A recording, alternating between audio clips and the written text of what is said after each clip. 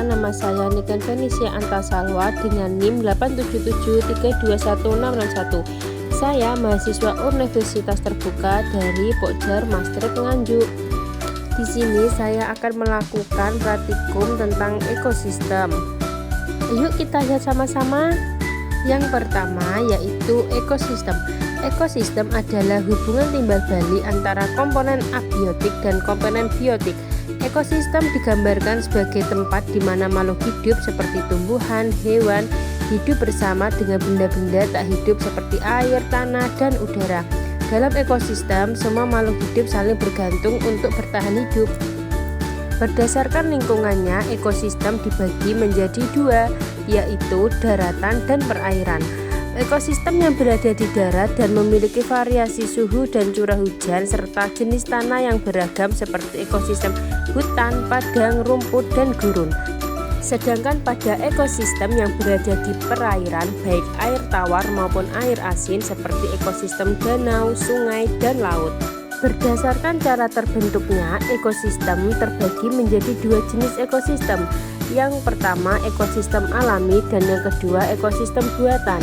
Alami, ekosistem terbentuk secara alami tanpa campur tangan manusia seperti hutan dan laut.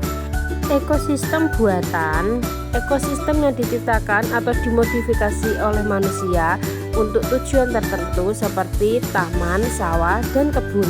Komponen ekosistem terdiri dari dua bagian utama. Yang pertama makhluk hidup atau yang disebut komponen biotik seperti tumbuhan, hewan, dan manusia. Yang kedua ada benda tak hidup yang disebut komponen abiotik seperti sinar matahari, udara, dan tanah. Kedua komponen ini bekerja sama untuk menciptakan lingkungan yang seimbang. Adapun alat dan bahan untuk digunakan praktikum, yang pertama ada lembar pengamatan, yang kedua alat tulis, yang ketiga aplikasi barometer, yang keempat lingkungan alam sekitar. Yang pertama ada ekosistem alami. Pada ekosistem alami yaitu hutan, komponen abiotik yang akan kita amati meliputi cahaya. Cahaya terlihat sangat terik, suhunya mencapai 31 derajat Celcius, anginnya cukup kencang, dan kondisi tanahnya cukup kering. Adapun komponen biotik yang dapat kita temukan ialah pohon pisang, bambu, rumput, dan pohon nangka. Adapun hewan yang dapat kita temukan ialah semut, kemudian ayam, dan capung.